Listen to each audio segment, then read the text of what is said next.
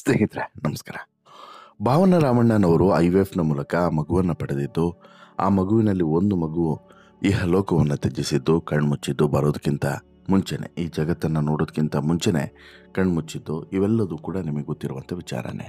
ಭಾವನ Ramanna IVF ಮೂಲಕ ಚಿಕಿತ್ಸೆ ಪಡೆದು ಅವಳಿ ಮಕ್ಕಳಿಗೆ ಗರ್ಭವನ್ನು ಧರಿಸ್ತಾರೆ ಅಥವಾ ಅವಳಿ ಮಕ್ಕಳಿಗೆ ಜನನವನ್ನು ಕೊಡ್ತಾರೆ ಅಂತ ಹೇಳ್ಬಿಟ್ಟು ಎಲ್ಲರೂ ಕೂಡ ಅಂದ್ಕೊಂಡಿದ್ರು. ಆದರೆ ಅನ್ಫಾರ್ಚುನೇಟ್ಲಿ ದೇವರು ಮತ್ತೊಂದು ಶಾಕನ್ನು ಕೊಟ್ಬಿಟ್ಟಿದ್ದ. ಆದರೆ ಈ ಘಟನೆ ಭಾವನಾ ಅವರಿಗೆ ಒಂದು ರೀತಿಯಲ್ಲಿ ಖುಷಿಯೂ ಕೂಡ ಇದೆ, ಜೊತೆಗೆ ಬೇಸರವೂ ಕೂಡ ಇದೆ. ಒಂದು ಮಗು ಇಲ್ವಲ್ಲ ಅನ್ನುವಂಥ ಬೇಸರ ಒಂದು ಕಡೆ ಆದರೆ, ಇನ್ನೊಂದು ಮಗು ಬಂತಲ್ವ ಈ ಜಗತ್ತಿಗೆ ಅನ್ನುವಂಥ ಖುಷಿ. ಹಾಗಾಗಿ ಅವರು ಕೂಡ ದ್ವಂದ್ವದಲ್ಲಿದ್ದಾರೆ.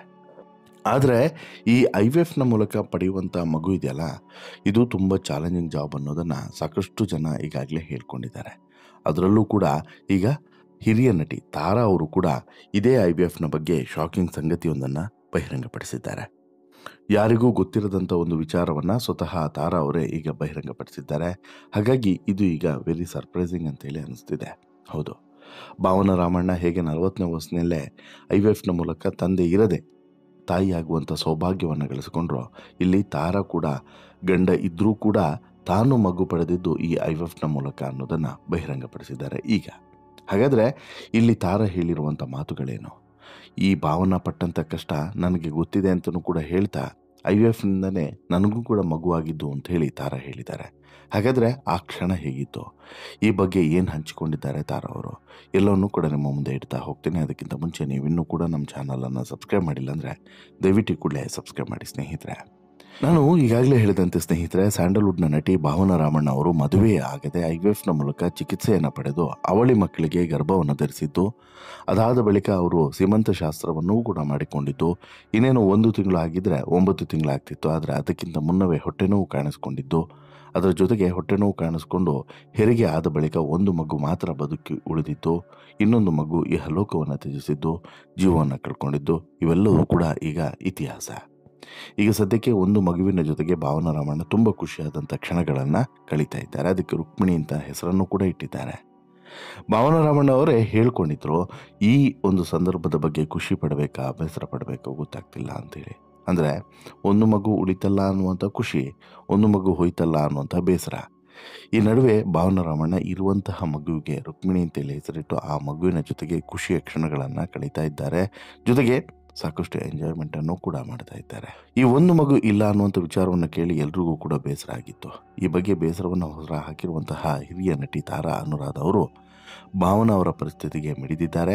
ಅಲ್ಲದೆ ನನಗೂ ಕೂಡ IVF ಚಿಕಿತ್ಸೆಯ ಮೂಲಕನೇ ಮಗು ಆಗಿದ್ದು ಅನ್ನುವಂತಹ ಸರ್ಪ್ರೈಸಿಂಗ್ ಶಾಕಿಂಗ್ ಸಂಗತಿಯನ್ನು ಇದೇ ಮೊಟ್ಟ ಮೊದಲ ಬಾರಿಗೆ ತಾರಾ ಅವರು ಬಹಿರಂಗಪಡಿಸಿದ್ದಾರೆ. ಇತ್ತೀಚಿನ ಸಂದರ್ಶನದಲ್ಲಿ ಮಾತನಾಡಿದಂತಹ ಹಿರಿಯ ನಟಿ ತಾರಾ ಅವರು ಭಾವನಾ ಅವರ ವಿಚಾರವನ್ನು ಕೇಳಿ ನನಗೆ ಸಿಕ್ಕಾಪಟ್ಟೆ ನೋವಾಯಿತು. ಒಂದು ಮಗುವನ್ನು ಕಳೆದುಕೊಂಡಿದ್ದಾರೆ ಎನ್ನುವಂತಹ ನೋವು ಇದೆಯಲ್ಲ, ಅದನ್ನು ಹೇಳಲಾಗದಂಥ ನೋವು. ಯಾಕಂತ ಹೇಳಿದ್ರೆ, ಒಂದು ಮಗುವನ್ನು ಕಳೆದುಕೊಂಡಾಗ ಎಷ್ಟು ನೋವಾಗುತ್ತೆ ಅನ್ನೋದು ನನಗೆ ಗೊತ್ತಿದೆ. ಒಂದು ತಾಯಿಯಾಗಿ ಆ ನೋವು ನಾನು ಕೂಡ ಅನುಭವಿಸಿದ್ದೇನೆ. ಮಗುವನ್ನು ಹೆರೋದು ಸುಲಭ ಮಾತಲ್ಲ. ಭಾವನ ರೀತಿ ನನಗೂ ಕೂಡ IVF ಚಿಕಿತ್ಸೆಯಿಂದನೇ ಮಗುವಾಗಿತ್ತು. ಆ ಇಂಜೆಕ್ಷನ್ ತೆಗೆದುಕೊಂಡಾಗ ದೇಹದಲ್ಲಿ ಆಗುವಂಥ ಬದಲಾವಣೆಗಳು, ಹಾರ್ಮೋನ್ನ ಏರಿಳಿತ, ಮೂಡ್ ಸ್ವಿಂಗು, ಈ ಎಲ್ಲ ಕಷ್ಟಗಳನ್ನು ನಾನು ಏನು ಅಂತ ಹೇಳಿ ನೋಡಿದ್ದೇನೆ, ಅನುಭವಿಸಿದ್ದೇನೆ, ನನಗೂ ಕೂಡ ಚೆನ್ನಾಗಿ ಗೊತ್ತು ಅಂಥೇಳಿ ತಾರಾ ಹೇಳಿದ್ದಾರೆ. IVF ಪ್ರಕ್ರಿಯೆ ಅನ್ನೋದು ತುಂಬ ಕಷ್ಟಕರವಾದದ್ದು. ಅದರಲ್ಲಿ ತುಂಬ ನೋವಿದೆ. ಇಂಜೆಕ್ಷನ್ ತಗೊಳ್ತಾ ಇರಬೇಕು. ನಾವು ಎಲ್ಲೇ ಇದ್ದರೂ ಕೂಡ ಸಮಯಕ್ಕೆ ಸರಿಯಾಗಿ ಇಂಜೆಕ್ಷನ್ನ ತೆಗೆದುಕೊಳ್ಳಲೇಬೇಕು. ಆ ಇಂಜೆಕ್ಷನ್ನಿಂದ ಪಿಂಪಲ್ಸ್ ಬರ್ತದೆ, ದಪ್ಪ ಆಗ್ತಾರೆ. ಅದು ನಿಜಕ್ಕೂ ಕೂಡ ಒಂದು ರೀತಿ ನಮಗೆ ಸವಾಲೇ. ಇನ್ನು ಅದರ ಅನುಭವ ಇದೆಯಲ್ಲ, ಅದು ಚೆನ್ನಾಗಿ ನಂಗೆ ಗೊತ್ತಿದೆ. IVF ಹೆರಿಗೆ ವೇಳೆ ಒಂದು ಮಗು ಈಗ ಇಲ್ಲ ಅನ್ನುವಂಥ ವಿಚಾರವನ್ನು ಕೇಳಿ ತುಂಬ ಸಂಕಟವಾಯಿತು. ಭಾವನೆಗೆ ಫೋನ್ ಮಾಡಿ ಹೇಗಿದ್ಯಾ ಅಂತೇಳಿ ಕೇಳೋಕ್ಕೂ ಕೂಡ ಒಂದು ರೀತಿಯಾದಂಥ ಹೆದರಿಕೆ. ಅದಕ್ಕೆ ನಾನು ಫೋನ್ ಮಾಡಲಿಲ್ಲ. ಭಾವನಾ ತಾಯ್ತನದ ಎಲ್ಲ ಸುಂದರ ಕ್ಷಣಗಳನ್ನು ಅನುಭವಿಸಲಿ ಅಂತೇಳ್ಬಿಟ್ಟು ನಾನು ಹಾರೈಸ್ತೇನೆ ಅಂತ ಹೇಳ್ಬಿಟ್ಟು ತಾರಾ ಹೇಳ್ತಾರೆ. ಇಲ್ಲಿ ಭಾವನಾ IVF ಚಿಕಿತ್ಸೆಗೆ ಒಳಗಾಗಿದ್ದ ವಿಚಾರದ ಬಗ್ಗೆ ಗೊತ್ತಾದ ತಕ್ಷಣ ಆಕೆ ಏನೆಲ್ಲ ನೋವನ್ನು ಅನುಭವಿಸಿರಬಹುದು ಅಂತ ಹೇಳ್ಬಿಟ್ಟು ನಾನು ಫೀಲ್ ಮಾಡಿಕೊಂಡೆ. ಆಗಾಗಲೇ ಭಾವನಾ ತುಂಬು ಗರ್ಭಿಣಿಯಾಗಿದ್ದರು. ಅವಳ ಸೀಮಂತಕ್ಕೆ ನನ್ನನ್ನೂ ಕೂಡ ಕರೆದಿದ್ಲು. ಆ ಚಿಕಿತ್ಸೆ ಬಗ್ಗೆ ನಾನು ಮೊದಲೇ ಭಾವನೆಗೆ ಏನೂ ಕೂಡ ಹೇಳೋದಕ್ಕೆ ಹೋಗಲಿಲ್ಲ. ಈ ಸಮಯದಲ್ಲಿ ಖುಷಿಯಾಗಿರು ಅಂತ ಹೇಳ್ಬಿಟ್ಟು ಹೇಳಿ ಎಷ್ಟು ಬೇಕೋ ಅಷ್ಟನ್ನು ಮಾತ್ರ ಹೇಳಿ ಬಂದಿದ್ದೆ. ನಟಿ ಭಾವನ ರಾಮಣ್ಣ ಅವರ ಮದುವೆ ಆಗಿರಲಿಲ್ಲ.